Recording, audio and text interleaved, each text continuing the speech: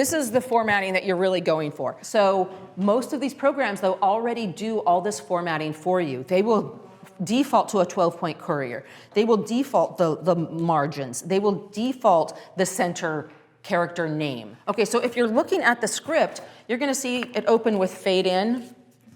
All right? That's just like telling the world, okay, now we're fading into the story. It also tells me when I look at it that this is page 1, because page 1 is not numbered either.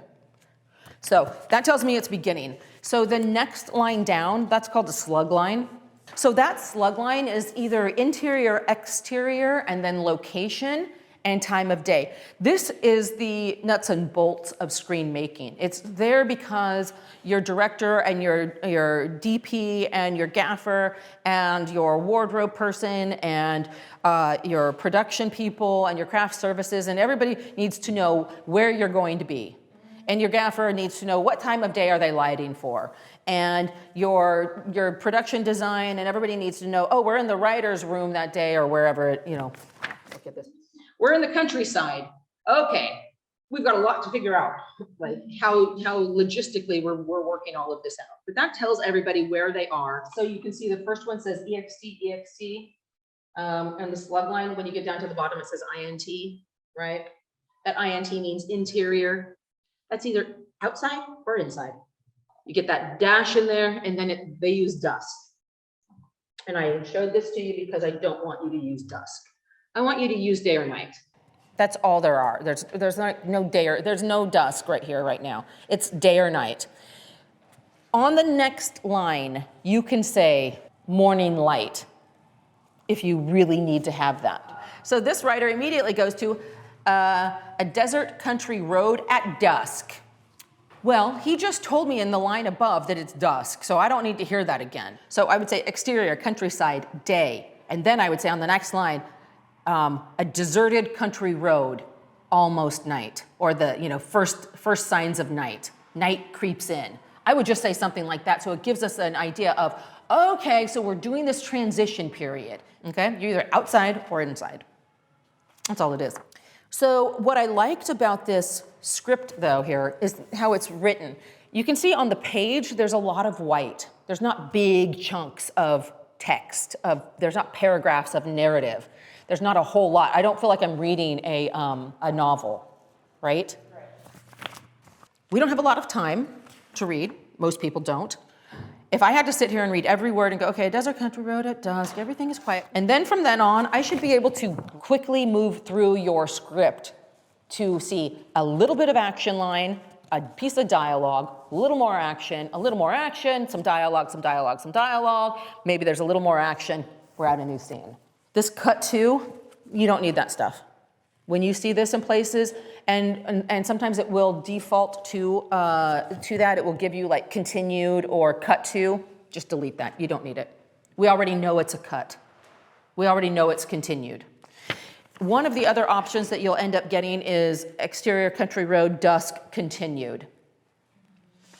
The only time I really say use the continued is if you've got something like serious action and it's like they are fighting in a bedroom and they crash through the wall and now you're moving your camera to the living room, continued. They're falling through the wall. We just follow that same action. He walks down the corridor. Okay, manor corridor. Give us that much. Advances to a door with a light. He reaches it and turns the knob. Well, the next logical place to go is into the bedroom. Not the way he's written it in here. He's not given us a new slug line or a location. He just tells us that we move into a new room. You have to put the new location in there because that's a whole new setup. The camera has to go into the bedroom. All the action's going to be happening in the bedroom. It's going to be really hard to shoot the bedroom from the corridor. So we need to move the camera. That means we need a new slug line to give us the new location. And that means you can give this room, you don't have to give a lot of description about the room because it's going to unravel as he moves around the room. Careful on your cut twos, your continueds, that kind of thing. All right, so what happens, you've got your slug line, that's followed by action. You're describing what's happening in your scene. You're introducing us to your characters. And when you first introduce your characters, their names are all caps. The first time you introduce a character, Not the second and third and fourth time we meet them. Only the first time you introduce a character, their name should be capitalized. Usually followed by an age, an approximate age. It doesn't have to be exact. Sometimes it's 30s, sometimes it's 40s, sometimes it's 18. It just depends on, what's important. And a brief description of your character. Like, give me a few key words about your character. I described a character once with, can't remember her name. She was the mom. She was like this, Italian mom. And I said, and her boobs round the corner before she does. Like, that's the description of her, her leopard print, whatever. Like, I just want somebody to be able to visualize who this woman is really quickly. And then you hear her talk, and her first line of dialogue is so on character and ridiculous. You're like, I love this person. So give us something rather than, they wear blue pants, they wear jeans and a hat. Give me something that kind of that allows me to create a visual of this type of character that I'm going to be watching and following. First line of dialogue here are parentheticals. Use them sparingly, if you use them at all. That parenthetical would describe, well, in this case, it describes him shouting.